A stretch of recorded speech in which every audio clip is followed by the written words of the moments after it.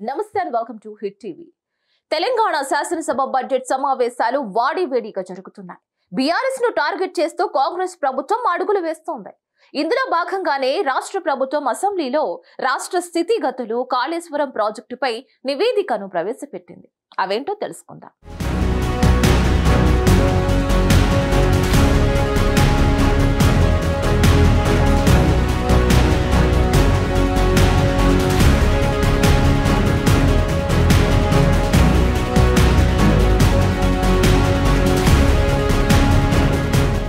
మేడిగడ్డ బ్యారేజీ వ్యవహారంలో బీఆర్ఎస్ ని మరింతగా కార్నర్ చేస్తూ వెళుతోంది కాంగ్రెస్ ప్రభుత్వం.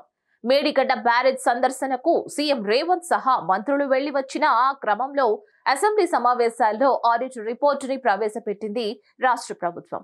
ప్రాజెక్ట్ నిర్మాణ ఒప్పందాల దగ్గర నుంచి అవకతవకలు జరిగాయని కాంగ్రెస్ నేతలు ఆరోపించారు. మేడిగడ్డ బ్యారేజ్ నిర్మాణం కోసం జరిగిన ఒప్పందాల్లో సర్దుబాట్ల వల్ల ప్రభుత్వంపై 2472 కోట్ల అదనపు భారం పడిందని ఆ నివేదికలో చూపించింది. మొదట కుదిరిన ఒప్పందం విలువ 1849.31 కోట్లు కాగా అందులో చేసిన మార్పులు చేర్పుల వల్ల వ్యయం 4321.44 కోట్లకు పెరిగిందని, తేడా 2472.13 కోట్లకు చేరిందని రిపోర్టులో ప్రస్తావించారు.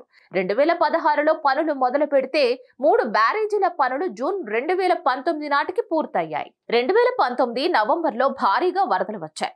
ఆ వరదలకు బ్యారేజీల గేట్లు తెరిచి నీటిని కిందకు వదిలారు. ఆ వరదల్లోనే కొన్ని నిర్మాణాలు కొట్టుకుపోయాయి. 180.39 కోట్లు నష్టం వాటిల్లినట్టు లెక్క తేలింది. అయితే డ్యామేజీని సవరించాలంటూ నిర్మాణ ఏజెన్సీ అయిన L&T ప్రభుత్వం సంప్రదించినా వారు పట్టించుకోలేదు.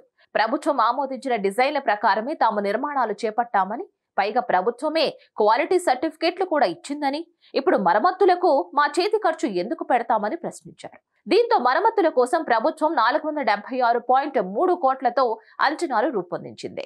అప్పుడు వచ్చిన భారీ వరదల వల్ల ప్రాజెక్టుకి జరిగిన నష్టం 180.39 కోట్లు. మరమ్మతుల కోసం తిరిగి పెట్టిన ఖర్చు 476.3 కోట్లు. ఇలా ప్రాజెక్టుల విషయంలో ఖర్చు తడిసి మోపిడయ్యిందని నివేదిక వెల్లడించింది. డిపిఆర్ నిబంధనల ప్రకారం హెడ్ వర్క్స్ విలువలతో 1% మెయింటెనెన్స్ కు ఖర్చు పెట్టాలి. అంటే 3 బ్యారేజీల నిర్వహణ వ్యయం కేవలం 45 కోట్లు మాత్రమే. ఈ విషయంలో ముందు చూపు లేకపోవడంతో ఆ తర్వాత వందల కోట్ల రూపాయలు అదనంగా ఖర్చు పెట్టాల్సి వచ్చింది.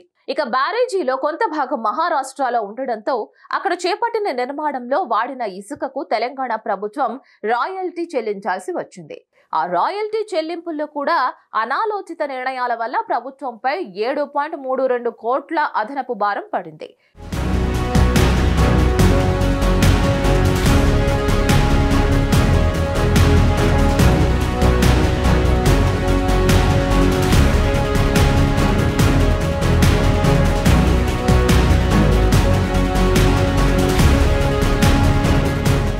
ఇలా ప్రతి విషయంలో ప్రభుత్వం అదనంగా ఖర్చు పెట్టిందని, కానీ ఫలితం మాత్రం లేదని కాగ్ రిపోర్ట్ తెలిపింది. ఈ రిపోర్టులోని అంశాలను అసెంబ్లీలో ప్రవేశపెట్టిన కాంగ్రెస్ ప్రభుత్వం మరోసారి బీఆర్ఎస్ ని టార్గెట్ చేసింది. దీనిపై మరిన్ని అప్డేట్స్ కోసం please like, share and subscribe to hit TV.